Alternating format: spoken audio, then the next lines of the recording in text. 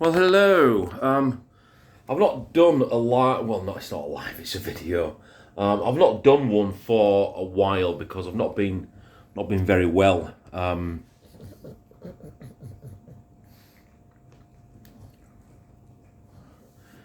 Just my dog. Not been very well. I've not only has I had some sort of, I don't know, some cold that Mindy gave me. But my health sort of has been sort of up and down. So I've just had a bit of a breather from stuff really. So yeah. All right. I don't know where I was. So what I'll do is I'll just give you some little stories, I think, and then this is going to be episode 9, and I think I'm probably going to finish with episode 10 of this GKR palaver, the GKR.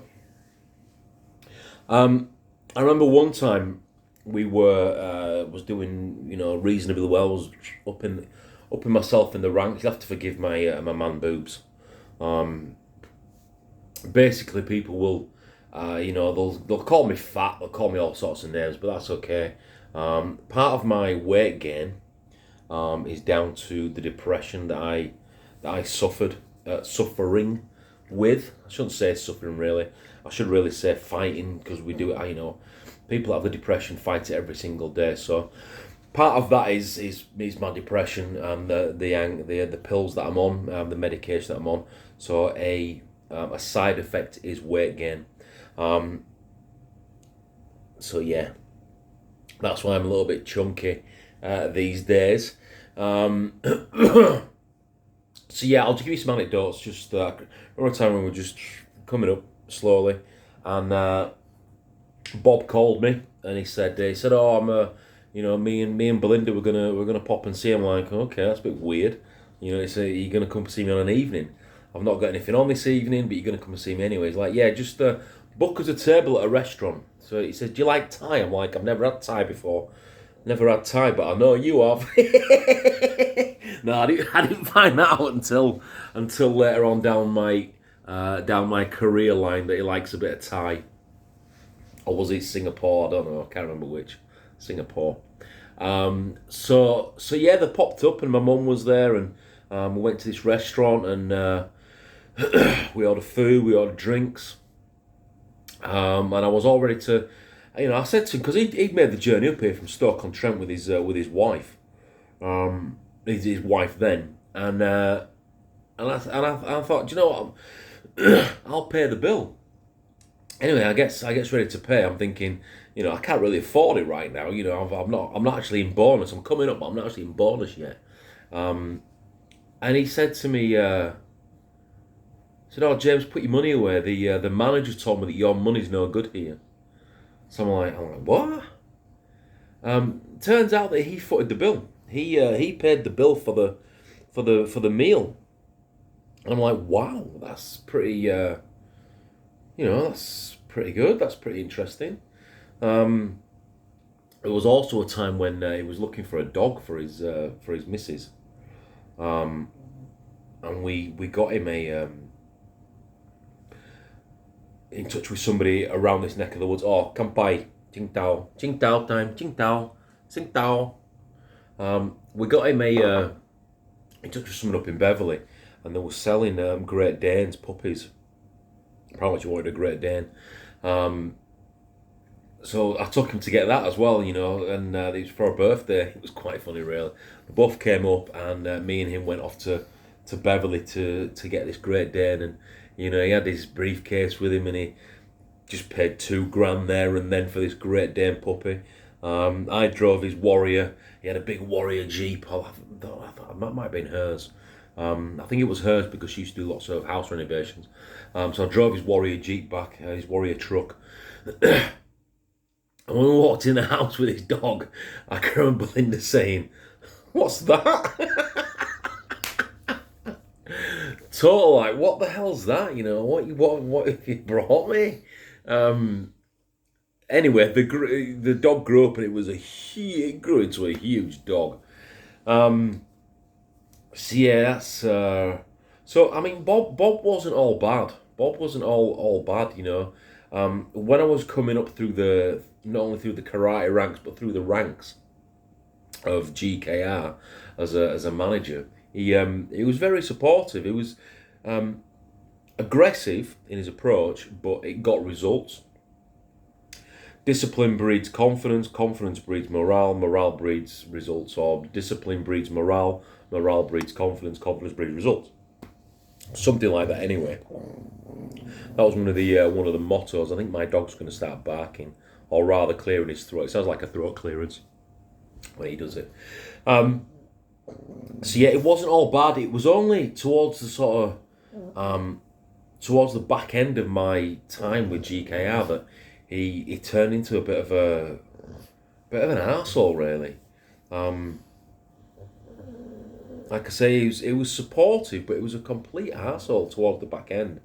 I mean, if you can imagine the managing GKR back then. I don't know if they're doing this now, but I certainly know it happened when I was around. And I've told you some stories of that sort of stuff going on. It was a bit like Goodfellas. If you've never seen the film Goodfellas, watch it. It's a great film. Watch Goodfellas, where basically you were part of something, and when you're part of that thing and you're bringing in the money, a bit like Henry Hill did. He brought in the money. It was God's gift. It was the golden boy. It was making GKR making Tony Cicero a lot of money, and that was basically a few of us in GKR. We were making Tony Cicero, the bigwig Sullivan, some money, and we're making Bob money. We're making basically everybody up the ranks money, because if we were getting 40% of the profit, the other 60% was shared out amongst the kind of up the line. So the last person to actually take their cut from what we were getting was Bob Sullivan. He was the last person to get paid. We were the first. Well, the consultants were the first. We were the second to get paid. The consultants see their revenue straight away, whereas we'd have to wait, a couple of months to see our bonuses come in. And then obviously Bob, and then it went up the ladder. So Sullivan was the last one to get paid. I told you the story about him not liking charity, didn't I, Sullivan? Yeah, he hates he hates the idea of mental health as well. He hates that. He hates that side of things. He thinks it's just all a thing of the mind, and don't understand it. Well, don't champion a freaking blue belt project, you idiot. So yeah,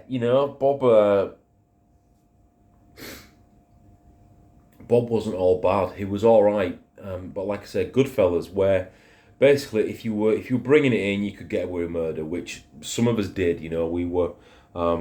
You kind of had, you were in the clique, you were in the big leagues, and there was other people that weren't in the big leagues, that weren't making the money, that were kind of outcasts, if you like, and they couldn't get away with as much, whereas we could, and we did. So when you see the thing of Henry Hill, he's got his wives and girlfriends, that's basically the same as GKR Karate. Now, I want to just say that I'm not proud of some of the things that I've done, by a long shot. So this is part of my therapy process. I'm not proud of it whatsoever. If I could turn back the clock and change a lot of things, I would.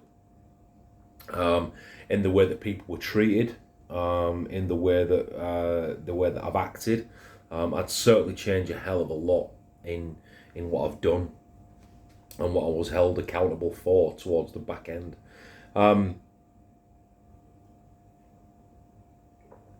But yeah, Bob wasn't all bad. He was all right, but then he just became a bit of a twat, really. But I think that came not only with his head injury, with his car crash, but I think it came because what Bob did is he actually put himself in a position to become the UK director. That was his ultimate goal, was to become, a bit like Stacy Cation was, which was like the assistant chief instructor for GKR Karate. No, sorry, a bit like Gavin Salmon. Gavin Salmon was like overseeing all the zone directors, and that's what Bob's ultimate sort of aim was, to do that in the UK. He's got that now, so he's kind of got that. I mean, he's overseeing the cream of the crap because, I'll be honest, I don't know how GKR's doing, but I do know that he's got the cream of the crap basically, and that they don't get paid. I don't know what the routine is anymore, and quite frankly, I really don't care. I just wanted to do these videos as some home truths as to the Gokhan ruined thing. So yeah, that's. I mean, like I say, Bob wasn't all bad. It wasn't all bad. If I look back on it now, GKR Karate gave me some stepping stones for my life. They gave me what I learned. I basically learned how to do things, and I also learned how not to do things as well. So when I look back on things and I reflect, even these days, I think, do you know what? I did that then, and I made a complete fuck up, and I'm not going to do it again. It's taken me a lot of from my personal life. It took a lot away from me. Did GKR? There'd be times when, I'd have to. I could never go a day without seeing my son. So I'd be away at conferences, and I'd be, Skyping him and video timing him, FaceTiming him, whatever you want to call it. But yeah, what I had to do was I had to go through a lot of coal mining in my life, to get to the diamond that I've got now. When I say diamond, there isn't really a stone. There isn't really a stone on the planet that I can compare her to, really. But whatever the most precious stone is, then that's Mindy, I think, for me. Or the most precious element. She's like oxygen, really. But I've had to go through a lot of losing oxygen to gain the oxygen that I've got now. Yes, I cheated a lot. Yes, I ruined my marriage. Yes, I ruined my family life. But I just think, when I look back on that now, I just think, you know what, that was, I think maybe I had to do that to get to where I am now. All the money in the world, like I've said before, I was earning £75,000-80,000 a year, doing GKR Karate, and you think you're happy, but you're not. It was still a struggle, because even though we had a £75,000 a year income, we had a £90,000 a year lifestyle. That's no way to live. But I'm happier now. I'm a lot happier now in my life, in myself. I think a lot of things, and I've said this in previous videos before. A lot of things that I did, a lot of things that GKR said, led me towards. Course, I'm going to attribute some of my depression to that. The trust issues that I've got, the way that I deal with people these days, is very sort of standoffish. I keep a lot of cards close to my chest. The only two people I'm 100% open and honest with is Mindy and my boy. That's it. Everybody else, I will just keep quiet around. But GKR and the people in GKR have caused a lot of that, because they, like I've said before, they'll look at your face and they'll smile at you, and then they'll stab you in the back. You think you can trust somebody. The belt tying. All right. So when you tie your belt in karate, you tug it 3 times. Not only does it tighten the knot, but when you tug it 3 times, it's honour, respect, loyalty. And in regards to the people that I was around, the management team that was around, I had that. It was honour amongst thieves to a point. But the respect was 2 ways, and the loyalty was 2 ways as well. Like I said before, I denied a lot of things that happened in Japan because I was loyal to Carl Hughes. I thought, do you know what? I'm not going to throw him under the bus. I'm not going to throw. I won't throw any of it. You know, some of the guys came to me and they told me certain things. It's like I'm not. I won't. You know, publicise that because I wouldn't throw you under the bus. I mean, some of the things that I do know, they're personal. But I'm not going to, even now, I'm not going to throw them under the bus. I'm not going to tell you things that happened while I was with GKR. As in, they were, still are a representative of GKR. So they probably have nothing to lose because they'll just think I'm bitter and twisted. But it's all factual. Whereas I have got nothing to lose. Literally nothing. So, you know, it doesn't bother me. But yeah, you know, it's, what was I going to say? I was going to tell you a story about something. And I forgot what it was. Yeah. I'll come back to me, I'm sure. Maybe. We'll see. So, oh, that was it. What happened was, and this really got my goat to the karate side of things, GKR relied on leadership. All right? So we as the managers were leaders in our own right. We had worked our way up through the consultant ranks so we could lead consultants. We had worked our way up through the instructor ranks so we could lead instructors. We had worked our way up through the student ranks so we could lead students. The term sensei is now just, within GKR, it's a bastardized thing. It's not something that, it's used very loosely. As is the term shihan, I think, within GKR. I'll tell you why I think shihan's used very loosely. Because when Stacy Cation left GKR, I wasn't around at the time. I'd gone a few months before. I think he went maybe 3 or 4 months after me. He was on sabbatical as well. And again, the reasons what I've heard is nothing to do with me. But you know, there were reasons that I've heard from him. There were reasons that I've heard from Matt Sullivan, Bob Sullivan's son, who actually gave me a call. You know, the day that I heard. So I messaged him. I said, "Look, dude, you know, what the fuck's going on?" So he phoned me and told me. And again, I was no longer with GKR at the time. But I think maybe the fear there was that Stacy would poach me and all, but Stacy would take me on and, you know, me and Stacy would rule the universe. But you didn't, did you, Stacy? You didn't come and get me, did you? No, you know my backstory, that's why. So yeah, and then what Bob Sullivan said is that, you know, that the term Shihan, because when he first started GKR, he was Shihan Sullivan. And then the thing with all the Adrian Sklannis thing, he changed his title to Kanshaw, which means founder, just to prove that he is the founder and that, you know, nobody else can take that away from him. And then Stacy became Shihan Stacy Cation. And we was always told that, you know, that Shihan was like a grade and we could get Shihan. So I'm like, all right, great. This was as consultants. So when Stacy left, Bob Sullivan put this thing out that, you know, we don't think there's going to be another Shihan. There was only ever going to be one Shihan. You know, it's disappointing what he's, you know, this, that, and the other that he's gone, and, you know, we wish him all the best, but, you know, we very much doubt there's going to be another Shihan. Well, 3 months later, there's 2 of them. 3 months later, you know, Anthony Ryan gets promoted to Shihan, and so does Gavin Salmon. Both Shihans. Gavin Salmon is sort of now the second in command.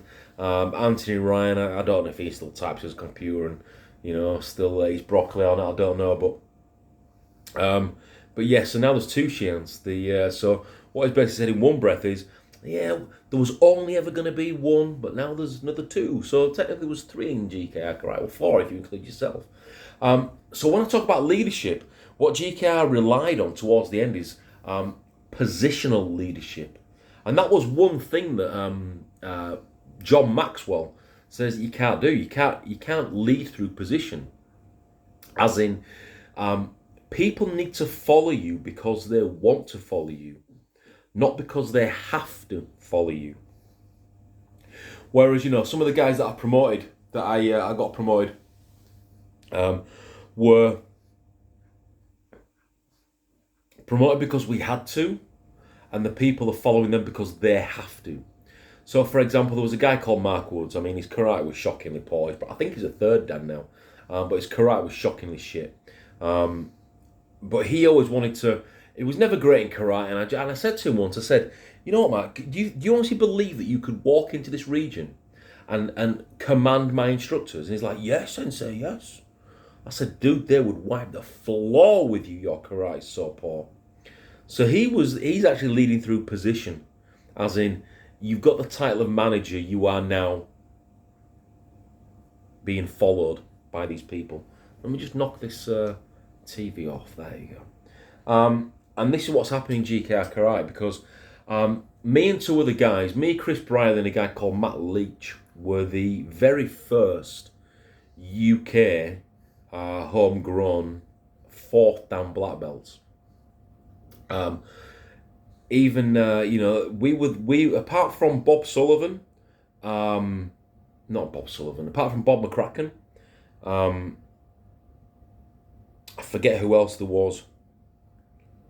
We were the highest grades in the country, and the syllabus only went up to 4th dan.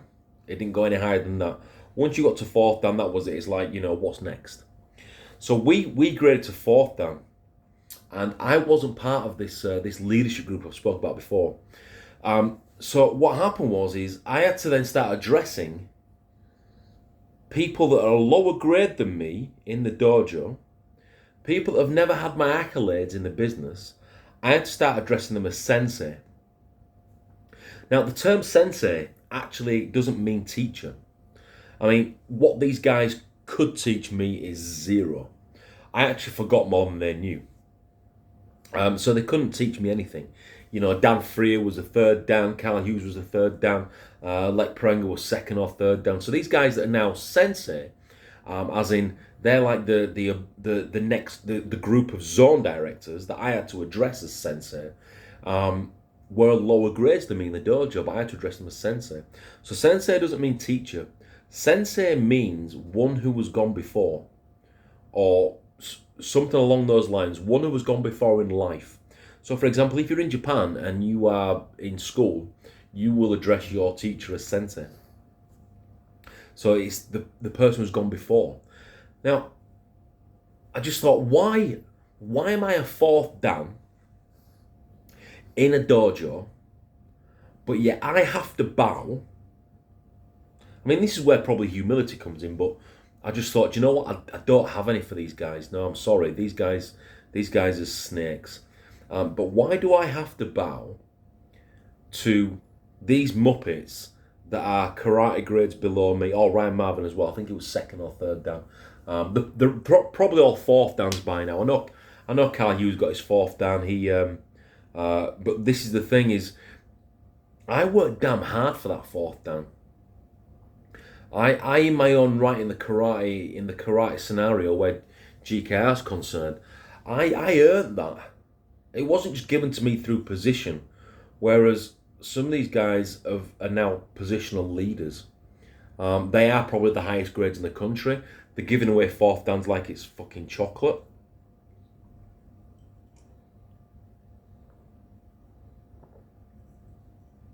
But yes, I worked my way up. And I had to address these muppets as sensei in the business and also in the karate as well. It's like, all right, in the business, do you know what? If we say the business, right, because outside of the dojo, we still addressed our seniors as sensei.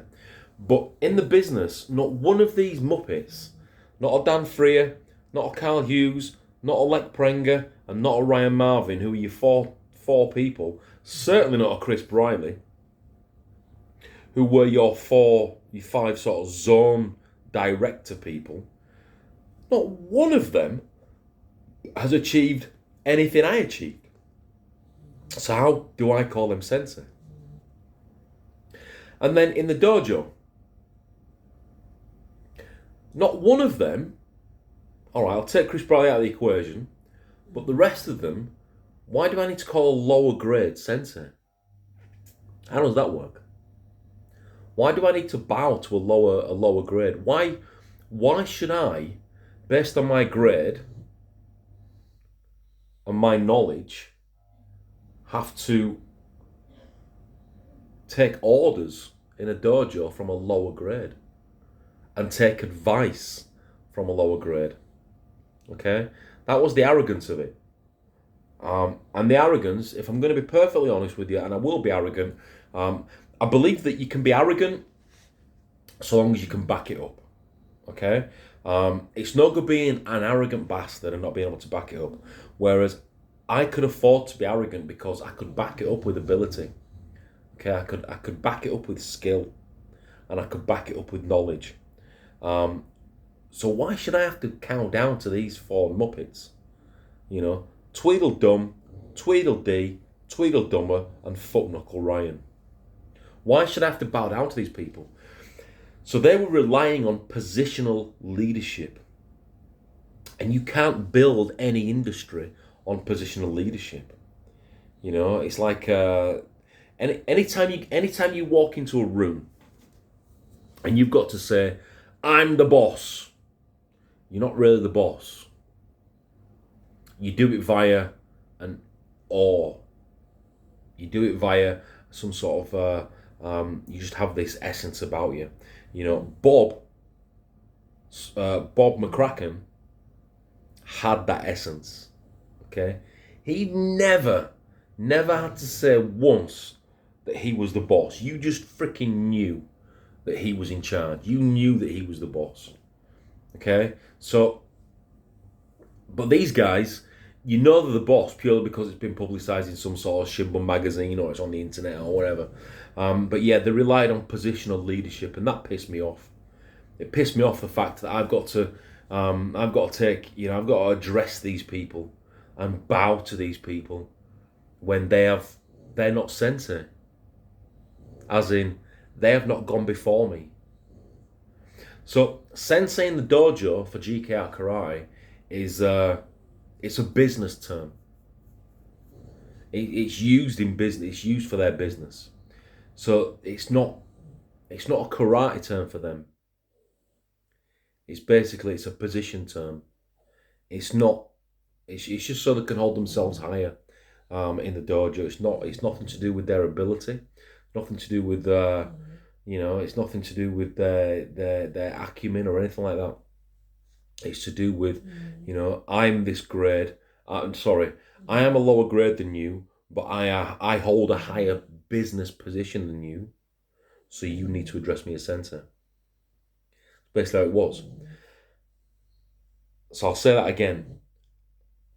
Carl Hughes, for example, Dan Freer, Ryan Marvin, Lek Pranger. I am a lower grade than you, which they were. They were a lower grade than me. But they held a higher business position than me. Hence why they needed to be addressed as Sensei. Which, out of probably my own head, I never did. I never addressed them as Sensei. Never addressed them in any other way. They didn't really talk to me, so it's irrelevant, really. So yeah, that's basically what Sensei means in GKR Karate, is that it's a business position. As I believe now is, thinking about it, as I believe now is the term shihan. It's a business position. It's not a I know more than you in karate. I've not been there before you have, although Anthony and Gavin, they have been around for a long time. But it's nothing to do with that. It's just that GKR needed, they'd lost one shihan, and I'll tell you this, Stacy Cation, man. When he left, he was a massive, not only a massive business loss, but it was a phenomenal karate loss to that company.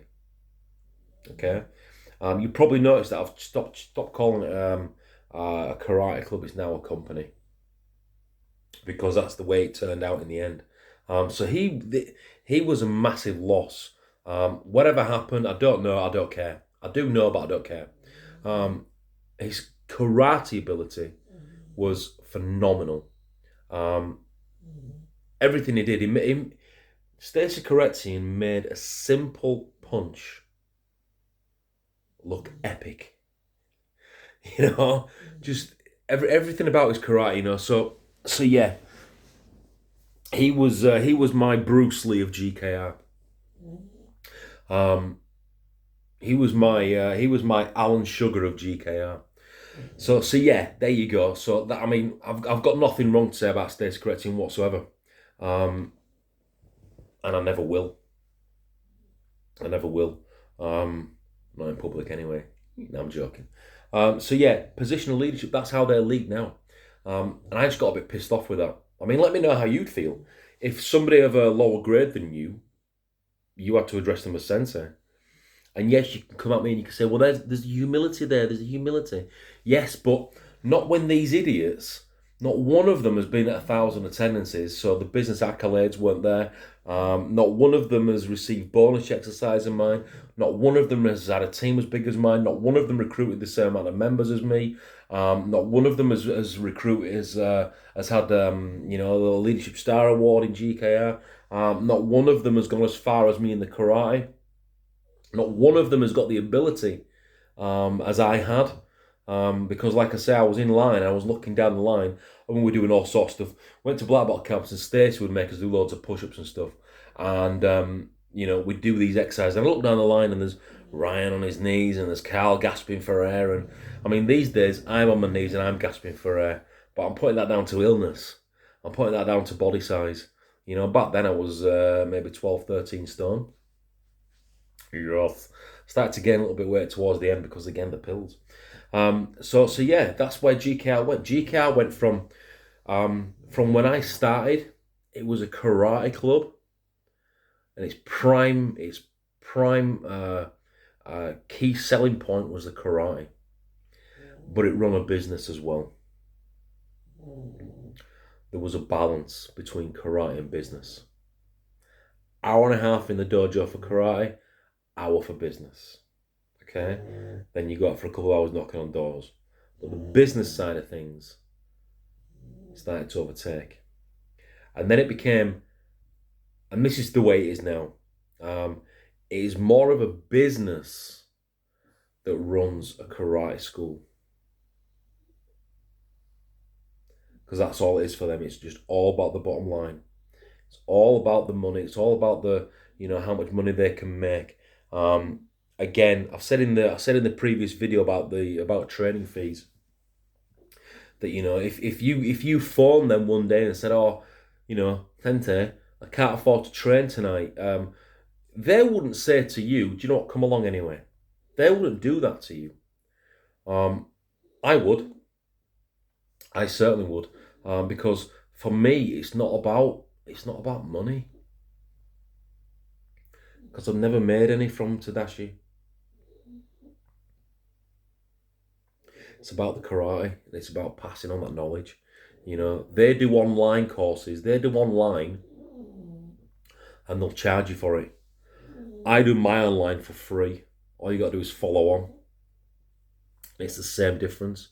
You just go onto your Facebook when I generally do it in lockdowns, but you just go onto your Facebook, get your gi on. You know when it's going to be because it's usually the same time every night. And I'll do a karate class for an hour, and it will be free. Whereas they won't do that. You want a karate class, it's not free. They charge. I think it's 10 quid or 20 off. It's something ridiculous for 30 minutes of expert karate instruction. Now, some of these experts, are John Daniels, who I basically, we were friends to a point until they decided to stab me in the back, which will be in my leaving video, which is the next one after this. And Dan Pincus, which again is one of my ex stepsons, who again shot me in the back and decided to go his own way. So if you want expert karate knowledge, you've got to go to one of these two guys in the Humberside area for GKR, and they'll charge you, I think it's 10 or 15 quid for half an hour. Where they do that, I don't know, but I did actually message John a few, maybe last year, asking for some expert karate knowledge. I wanted somebody an expert. This is what pisses me off because they're using terms like expert, and this guy's probably second or third dan, probably third dan now. And I've seen some of his stuff on Facebook. The guy can't kick for shit, you know. So I just think. So I actually messaged and said, I'd like some expert karate feedback. Needless to say, I didn't get a message back. But yeah. I think in the same sort of week, I had a call from a guy called Stuart. Do you know the guys that are relevant to me? I don't even know his last name.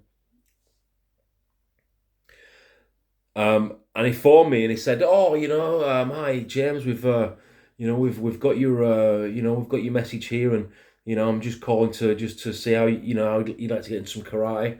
I was just playing around, and I just said, "Oh, all right, Stuart. Yeah. What area are you in?" He's like, "Oh, I'm down this way." And so, well, I'm in Hull, and he's like, "Oh, right, okay." And I said, what grade are you? And he's like, "Oh, I'm a first dan, working my way to my second dan."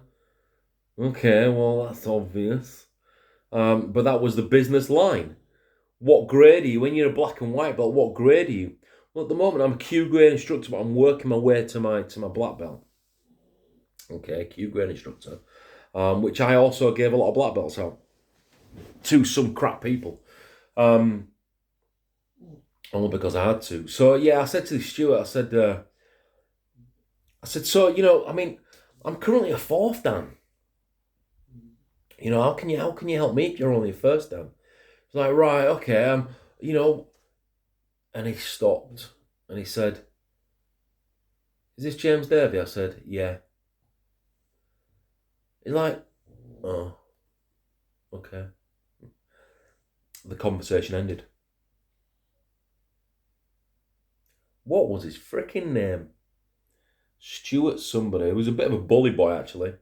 Only a bully boy with lower grades, and that was a lot of the thing as well. You were a bully boy with lower grades, which I couldn't really stand. What is his name? I can't remember his last name. Fat guy, ugly guy, tattoos on his neck.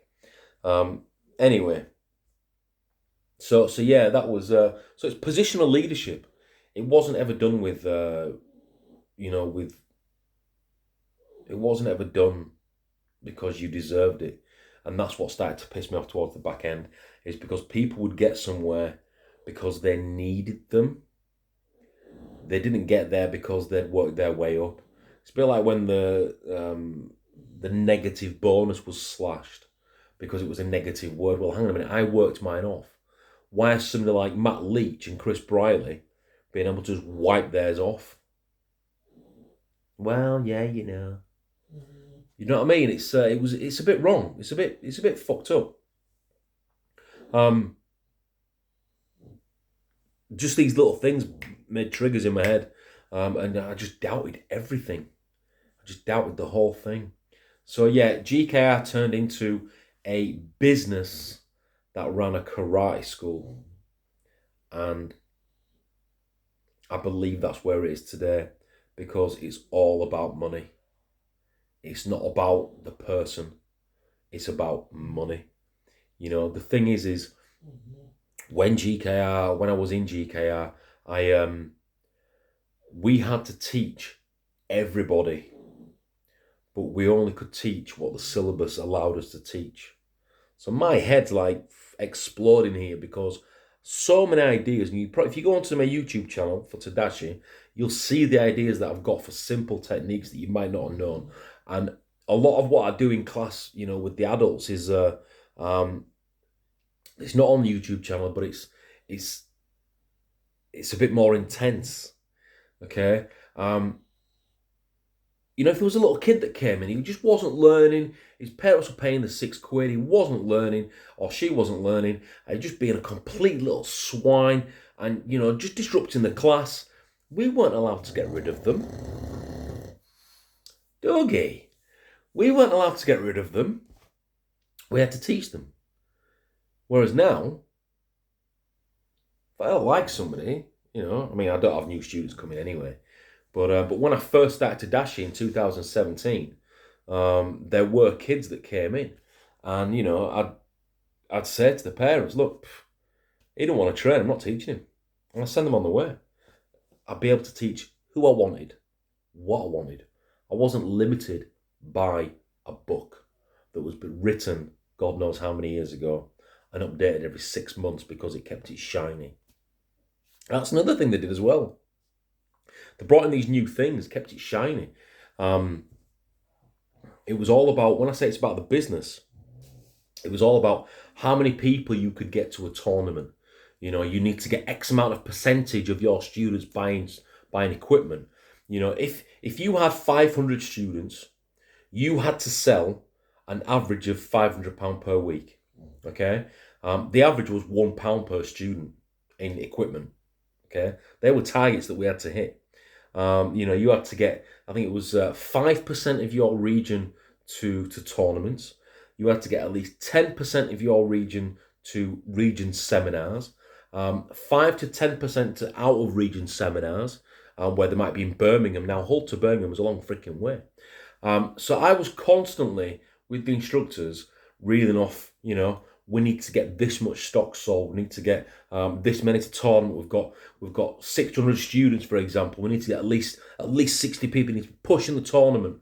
You need to be pushing the seminars. You need to be pushing the equipment. And it wasn't because of the students for their benefit.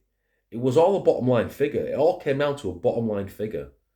I've said to you about the amount of money you can make in tournaments, seminars.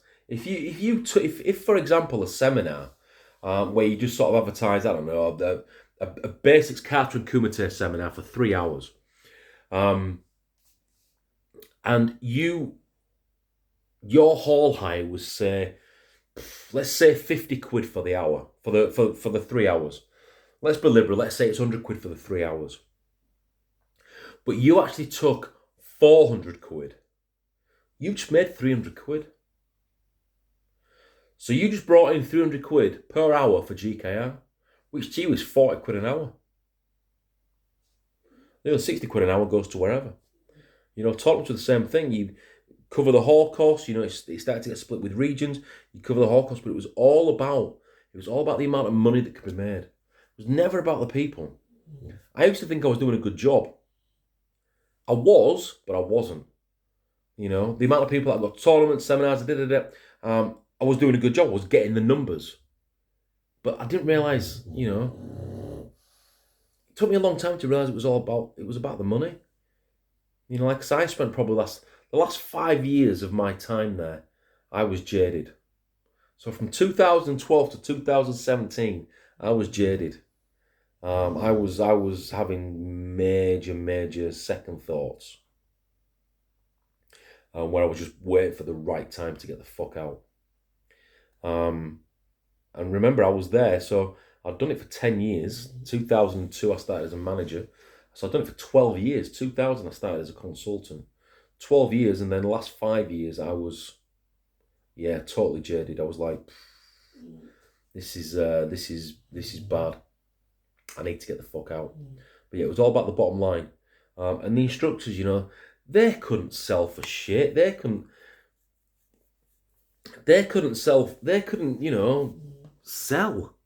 Whereas we had to teach them how to sell. These are people that, come from all walks of life, but yet we had to teach them people skills. Well, if this person got so far in life without people skills, and they're only coming to see me for an hour and a half a week, I'm not going to get there. But we did okay. As a region, we did okay. But yeah, all about the bottom line. Bottom line. And it was just dollar and pound signs. That's why the thumbnail is the way it is. GKR and the money. That's all it is. That's all it ever was. It was all about the money. And yes, I made a stack of it. But I thought I was doing a good deed. And while I was making a stack of money, I was doing a good deed. I was helping people. I was, giving people karai. There wasn't any pressure for promotions of things, Whereas towards the back end, it was just all about, because GKR started slipping down, it was all about leveling off this drop. And the way they could level off the drop, the loss of this, they had to lift it in other areas so that it could even itself out. And I just didn't like doing it anymore. I didn't like pushing people anymore. So the last sort of 4 or 5 years, maybe longer, I was only earning 25k a year. But that was going to be cut in half. But I didn't enjoy doing it. Even though, yes, I was getting my income, I didn't like having to go to senior class on a Tuesday, Wednesday and Thursday and sit down with volunteers and say, right, you need to get X amount of tournaments, X amount of seminars. You need to sell X amount worth of equipment. Then have like dojo checklists. Have I sold this much equipment this week? You know, why? My attitude has always been, and it's never been push a gi onto people. We got told to promote that, you know, get him in a gi. The sooner you get him in a gi, the sooner he'll stick around. Make sure you have a shave. They won't stick around if you don't shave. Bullshit. But my attitude has always been, look, when someone's ready to get a gi, they'll get a gi. You know, I was never forced into a gi. I wanted to get a gi. And I stuck around. You know, I don't believe in forcing. You know, they must buy one of our uniforms. No. Sorry. I used to provide gis for Tadashi. These days, I don't have a provider, but I just say to them, look, get on eBay. Get on eBay, get yourself a gi. If you want one. If you don't want one, I'm not going to force you into it. It's not about the money. When karate clubs wake up and realise it's not about the money, and again, I had to. I've had a lot of stick for it as well. But I've woken up now, you know. If I could go back, if I click my fingers now, and I was back in GKR Karate, earning 70k a year, would I do it? No. No, I wouldn't do it. Don't want it. So, GK can keep it. See you on the next video. The next video is probably going to be the last, and it's going to be just the leaving scenario and how I was treated when I left. But I'll leave you to ponder on that. Hope you enjoyed it. Like, subscribe, do whatever you need to do. I'll catch you on the next vid.